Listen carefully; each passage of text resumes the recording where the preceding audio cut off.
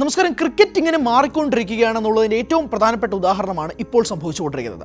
ICC international cricket council test ക്രിക്കറ്റിലും one day ക്രിക്കറ്റിലും T20 ഇന്റർനാഷണൽസിലും ഇപ്പോൾ പല നിയമങ്ങളും കൊണ്ടുവന്നിരിക്കുകയാണ്. എനിക്ക് സത്യം പറഞ്ഞാൽ പേടിയുണ്ട്, പാടുമാണ്. കാരണം ഈ നിയമങ്ങൾ നിങ്ങളുടെ മുന്നിൽ എക്സ്പ്ലെയിൻ ചെയ്തു തരാൻ, കാരണം ഞാൻ പറയുന്ന അതേപോലെ തന്നെ നിങ്ങൾക്ക് മനസ്സിലാവുമോ എന്നുള്ള വലിയ പേടി എൻ്റെ ഉള്ളിൽ വെച്ചുകൊണ്ട് തന്നെ ഞാൻ ഈ വീഡിയോ ആരംഭിക്കുകയാണ്. പ്രധാനമായും പല നിയമങ്ങൾ ICC കൊണ്ടുവന്നിട്ടുണ്ട്. ഇപ്പോൾ ഏറ്റവും ഒടുവിൽ ബണ്ണി ഹോപ്പ് ക്യാച്ചസ് എന്നത് കുറച്ച് നാൾക്ക് മുമ്പ് ബാൻ ചെയ്തതാണ്. അതായത് ഇപ്പോൾ ബണ്ണി ഹോപ്പ് ക്യാച്ചസുകൾ എന്താണ് എന്ന് അറിഞ്ഞുകൂടാത്തവർക്ക് വേണ്ടി ഞാൻ ആദ്യം അത് എക്സ്പ്ലെയിൻ ചെയ്യാം. ഫീൽഡിങ്ങിൽ നിൽക്കുന്ന ഫീൽഡേഴ്സ് എല്ലാവരും തന്നെ ബൗണ്ടറി ലൈനിൽ വെളിയിൽ നിന്ന് ആ പന്ത് പിടിച്ച് പിന്നെ അത് വീണ്ടും ബൗണ്ടറി ലൈനിൽ വെളിയിൽ നിന്ന് ജമ്പ് ചെയ്ത് പിന്നെ ആ പന്ത് വീണ്ടും ഓൺ ഫീൽഡ് കൊണ്ടുവന്നു കഴിഞ്ഞാൽ ഇപ്പോൾ അത് 6 ആയിട്ടാണ് കണക്കാക്കുന്നത്. ബിഗ് ബാഷ് ലീഗിൽ മുൻപ് പ്രധാനമായും ഇങ്ങനൊരു ഇൻസിഡൻറ്റ് ഔട്ടാക്കി മാറ്റിയതിന് ശേഷം വലിയ വിവാദങ്ങൾ ഉയർന്നിരിക്കുകയും ചെയ്തിരുന്നു. അതോടൊപ്പം തന്നെ ഈ ബണ്ണി ഹോപ്പ് ക്യാച്ചസിൽ ഇപ്പോൾ വന്നിരിക്കുന്ന പ്രധാനപ്പെട്ട നിയമം എല്ലാ ഫീൽഡേഴ്സും ബൗണ്ടറി സർക്കിളിന് ഉള്ളിലായിരിക്കണം ക്യാച്ച് കംപ്ലീറ്റ് ചെയ്യുന്ന സമയത്ത് എന്നുള്ളതാണ്. മാത്രമല്ല ഫീൽഡിൽ ഇപ്പോൾ ലാസ്റ്റ് ക്യാച്ച് എടുക്കുന്ന വ്യക്തി മാത്രം ഓൺ ഫീൽഡ് ഉണ്ടായാൽ പോരാ, ഇപ്പോൾ ഒരു പാസിംഗ് ക്യാച്ച് ആയിട്ട് കൊടുക്കുന്നതെങ്കിൽ ആ ഫീൽഡറും ബൗണ്ടറി ലൈനിൽ ഉണ്ടായിരിക്കണം എന്നുള്ളതാണ് ഏറ്റവും പ്രധാനപ്പെട്ട നിയമം. പലപ്പോഴായി ബൗണ്ടറി ലൈനിൽ ഇതുപോലുള്ള പ്രശ്നങ്ങൾ ഉണ്ടാകുമ്പോഴേക്കും ഒരുപാട് കൺഫ്യൂഷൻസ് ഉണ്ടായിരിക്കുന്ന ആ നിയമമാണ് ഇപ്പോൾ ഏറ്റവും ഒടുവിൽ വളരെ ക്ലാരിറ്റിയിൽ കൊണ്ടുവന്നത്. ആ നിയമം കൂടി നടപ്പിലാക്കിയതിന് ശേഷമാണ് ഇപ്പോൾ ഒട്ടനവധി പുതിയ നിയമങ്ങൾ ഇപ്പോൾ ICC മുന്നോട്ട് കൊണ്ടുവന്നിരിക്കുന്നത്. അത് ഏറ്റവും പ്രധാനപ്പെട്ട നമുക്ക് ടെസ്റ്റ് ക്രിക്കറ്റിൽ തന്നെ നോക്കാം. സ്റ്റോപ്പ് ക്ലോക്ക് റൂളാണ് ഇപ്പോൾ ടെസ്റ്റ് ക്രിക്കറ്റിൽ ഇനി പുതുതായിട്ട് വരാൻ പോകുന്ന ഒരു പ്രധാനപ്പെട്ട നിയമം. എൻ്റെ കണ്ണിൽ അത് വളരെ ഇംപ്രസീവായിട്ടൊരു നിയമമായിട്ട് തോന്നി. കാരണം അത് വളരെ അനിവാര്യമായിട്ടൊരു നിയമവും കൂടിയാണ്. ടെസ്റ്റ് ക്രിക്കറ്റിൻ്റെ വേഗത എപ്പോഴും ഒരു ചോദ്യം ചെയ്യപ്പെടുന്നതാണ്. പലർക്കും ടെസ്റ്റ് ക്രിക്കറ്റിൻ്റെ ആവേശം ഇപ്പോൾ ഒരു 5-ാം ദിവസം വളരെ ഇൻട്രിഗിങ് ടെസ്റ്റ് മാച്ച് ആണെങ്കിൽ മാത്രമേ പലരും കാണാറുള്ളൂ. അല്ലാതെ 5 ദിവസം നിരത്തി കാണുന്നവരിപ്പോൾ വളരെ കുറവാണ്. അങ്ങനെയുള്ള ഓഡിയൻസിൻ്റെ പേഷ്യൻസും കൂടി കണക്കിലെടുത്തുകൊണ്ടാണ് സ്റ്റോപ്പ് ക്ലോക്ക് നിയമം കൊണ്ടുവരുന്നത്. പ്രധാനമായും ഓവർ റേറ്റ്സിനെ ഇമ്പ്രൂവ് ചെയ്യാൻ വേണ്ടിയിട്ടും ഡിലേ ഒഴിവാക്കാനും വേണ്ടിയിട്ടാണ് ഈ സ്റ്റോപ്പ് ക്ലോക്ക് എന്നുള്ള നിയമം കൊണ്ടുവന്നിരിക്കുന്നത്. അതായത് ഒരു ഓവർ കഴിഞ്ഞ് അടുത്ത ഓവർ തുടങ്ങാൻ 60 സെക്കൻഡ് മാത്രമാണ് സമയം. 1 മിനിറ്റിനുള്ളിൽ അടുത്ത ഓവർ ഫീൽഡിംഗ് ടീം റെഡി ആയിരിക്കണം, ആദ്യത്തെ ബോൾ എറിഞ്ഞിരിക്കണം എന്നുള്ളതാണ് ഇതിൻ്റെ ഏറ്റവും പ്രധാനപ്പെട്ട നിയമം. അത് വളരെ ഇംപ്രസീവായിട്ടൊരു നിയമമായിട്ട് തോന്നി. കാരണം ടെസ്റ്റ് ക്രിക്കറ്റ് ആകുമ്പോഴേക്കും പലരും വളരെ ലേസിയായി അങ്ങോട്ടും ഇങ്ങോട്ടും ഒക്കെ നടന്ന്, കാരണം ചോദിക്കാനും പറയാനൊന്നും ആരും ഇല്ലാത്ത പോലെയാണ് പല ഫീൽഡേഴ്സും പെരുമാറിയിട്ടുള്ളത്, ക്യാപ്റ്റൻസും പെരുമാറിയിട്ടുള്ളത്. കാരണം അമ്പയേഴ്സും വളരെ ലെഷർ ആയിട്ടുള്ള രീതിയിൽ പതിയെ കളിച്ചാൽ മതി എന്നുള്ള രീതിയിൽ പലപ്പോഴായിട്ടുള്ള പല മത്സരങ്ങളും ഡിലേ ചെയ്യാനുള്ള പ്രധാനപ്പെട്ട ഘടകങ്ങളായിട്ട് മാറിയിട്ടുണ്ട്. റിസൾട്ട്സിനെ പോലും അത് ബാധിക്കുന്ന രീതിയിലേക്ക് മാറിയിട്ടുണ്ട്. അപ്പോൾ അതിന് ഒരു കടിഞ്ഞാണിടുകയാണ് ഇപ്പോൾ ICC. 60 സെക്കൻഡിനുള്ളിൽ അടുത്ത ഓവർ എറിഞ്ഞിരിക്കണം.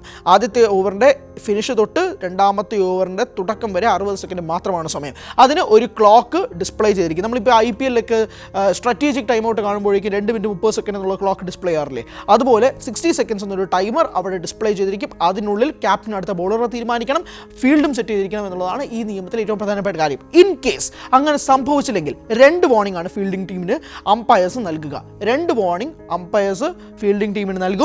മൂന്നാമതും അത് കടന്നു പോയി കഴിഞ്ഞാൽ 5 പെനാൽറ്റി റൺസ് ബാറ്റിംഗ് ടീമിലേക്ക് പോകും എന്നുള്ളതാണ് ഇതിൻ്റെ ഏറ്റവും പ്രധാനപ്പെട്ട റൂളിലെ പ്രധാനപ്പെട്ട കാര്യം. ആൻഡ് ഈ 2 വാർണിംഗ് നിലനിൽക്കുന്നത് 80 ഓവറുകൾക്കിടയിലാണ്. 0 to 80-നിടയിൽ 2 വാർണിംഗ്സ് ആണ് കൊടുക്കുക. 81ാമത്തെ ഓവർ കഴിയുമ്പോഴേക്കും ഇത് റീസെറ്റ് ചെയ്ത് വീണ്ടും 0 മാറും. വീണ്ടും 81 തൊട്ട് 160 ഓവർ വരെ 2 വാർണിംഗ്സ് ഫീൽഡിംഗ് ടീമിന് ഉണ്ടായിരിക്കും എന്നുള്ളതാണ് ഈ നിയമത്തിൻ്റെ ഏറ്റവും പ്രധാനപ്പെട്ട കാര്യം. മനസ്സിലായി എന്ന് വിശ്വസിക്കുന്നു. ഷോർട്ട് റൺ റൂൾ എന്നൊരു നിയമവും കൂടി കൊണ്ടുവന്നിട്ടുണ്ട്. അതായത് ഇപ്പോൾ ഒരു സെറ്റ് ബാറ്റ്സ്മാൻ ആണ് ഓൺ സ്ട്രൈക്ക് നിൽക്കുന്നതെന്ന് വിചാരിക്കുക. നോൺ സ്ട്രൈക്ക് നിൽക്കുന്നത് ഒരു 8 ഡൗൺ പ്ലെയറോ 9 ഡൗൺ പ്ലെയറോ ഒരു ബൗളറായിരിക്കാം.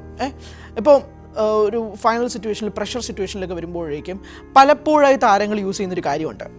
ഒരു റൺ ഓടിയെടുക്കാൻ വേണ്ടിയിട്ട് അത് ഡബിളാക്കി മാറ്റാൻ വേണ്ടിയിട്ട് ഇവർ ചെയ്യുന്നത് ഒന്ന് നോൺ സ്ട്രൈക്കേഴ്സ് എന്നിലേക്ക് പോകുന്നത് ക്രീസിൽ ടച്ച് ചെയ്യുന്നതിന് മുന്നേ തന്നെ ബാറ്റ് വെച്ചിട്ട് നേരെ തിരിച്ച് ബാറ്റിംഗ് ക്രീസിലേക്ക് പോകും. അപ്പോൾ എന്താ ചെയ്യുന്നതെന്ന് വെച്ചാൽ അമ്പയറും തേർഡ് അമ്പയറും കൂടി ആ റൺസ് നോക്കിയിട്ട് അതിനൊരു ഷോർട്ട് റൺ പ്രഖ്യാപിക്കും. 1 റൺ മാത്രം കൊടുക്കും. പക്ഷേ സ്ട്രൈക്കിൽ നിൽക്കുന്നത് ആ സെറ്റ് ബാറ്റ്സ്മാൻ ആയിരിക്കും. ആ ഒരു നിയമവും കൂടിയാണ് പ്രധാനമായും കൊണ്ടുവന്നത്. അത് ഗംഭീര നിയമമായിട്ട് എനിക്ക് തോന്നിപ്പോയി. പ്രധാനമായും അത് ചെയ്യുന്നത് ഈ ബാറ്റർക്ക് അങ്ങനെ ഷോർട്ട് റൺ ചെയ്യാനുള്ള അവകാശമില്ല എന്നുള്ളതാണ്. അത് ഡെലിബറേറ്റ്ലി ആണ് ചെയ്യുന്നതെങ്കിൽ ഫീൽഡിംഗ് ടീമിന് തീരുമാനിക്കാം ഏത് ബാറ്റർക്ക് സ്ട്രൈക്ക് നിൽക്കണമെന്നുള്ളത്. അതായത് ഈ ഓൺ സ്ട്രൈക്ക് നിൽക്കുന്ന പ്ലെയർ വേണോ അല്ലെങ്കിൽ ഈ നോൺ സ്ട്രൈക്ക് നിൽക്കുന്ന പ്ലെയർ സ്ട്രൈക്കിൽ എത്തണോ എന്നുള്ളത് ഫീൽഡിംഗ് ടീമിന് തീരുമാനിക്കാം എന്നുള്ളതാണ്. അങ്ങനെ ഡെലിബറേറ്റ്ലി ചെയ്യുകയാണെങ്കിൽ 5 റൺസ് പെനാൽറ്റി ബാറ്റിംഗ് ടീമിന് പോവുകയും ചെയ്യുന്നുള്ളതാണ് ഇതിൻ്റെ ഏറ്റവും പ്രധാനപ്പെട്ട വസ്തുത. ബാറ്റിംഗ് ടീമിന് 5 റൺസ് പെനാൽറ്റിയും പോവും. അതോടൊപ്പം തന്നെ സ്ട്രൈക്ക് ആര് ചെയ്യണമെന്നുള്ളത് ഫീൽഡിംഗ് ടീമിന് തീരുമാനിക്കുകയും ചെയ്യാം എന്നുള്ളതാണ്. ഇനി അഥവാ ഡെലിബറേറ്റ്ലി അല്ലെങ്കിൽ അത് അമ്പയേഴ്സിന് തീരുമാനിക്കാം അത് ഡെലിബറേറ്റ്ലി ആണോ അല്ലോ എന്നുള്ളത്. അല്ല എങ്കിൽ അതിനകത്ത് പെനാൽറ്റി ഒന്നും വരില്ല. അത് അമ്പയേഴ്സിൻ്റെ ഡിസിഷനാണ്. Completely up to the umpires ആണ് ഈ നിയമത്തിൻ്റെ ഏറ്റവും പ്രധാനപ്പെട്ട പ്ലസ് പോയിന്റ്. ഈ തുപ്പൽ നിയമം വളരെ പ്രധാനപ്പെട്ട ഒരു കാര്യമാണല്ലോ. ഇപ്പോൾ ഫീൽഡേഴ്സിന് തുപ്പൽ ഉപയോഗിക്കാൻ പാടില്ല എന്നുണ്ടെങ്കിൽ പോലും പലപ്പോഴും ഇപ്പോൾ തുപ്പൽ ഉപയോഗിക്കുകയാണെങ്കിൽ ഫീൽഡേഴ്സിൻ്റെ തുപ്പൽ ഉപയോഗം അമ്പയേഴ്സ് കാണുകയാണെങ്കിൽ ഉടനെ തന്നെ ബോൾ ചേഞ്ച് ചെയ്യാറാണ് പതിവ്. പക്ഷേ ഇപ്പോൾ അങ്ങനെ പറ്റില്ല. ചിലപ്പോൾ ഫീൽഡേഴ്സ് അത് മനഃപൂർവ്വം ഒരു പുതിയ ബോൾ കിട്ടാൻ വേണ്ടിയിട്ട് ഒരു തന്ത്രമായി ഉപയോഗിക്കുന്നത് കൊണ്ട് തന്നെ അങ്ങനെ ഒരു സലൈവ റൂള് കൊണ്ടുവന്നതിൽ ചെറിയൊരു ചേഞ്ച് വന്നിട്ടുണ്ട്.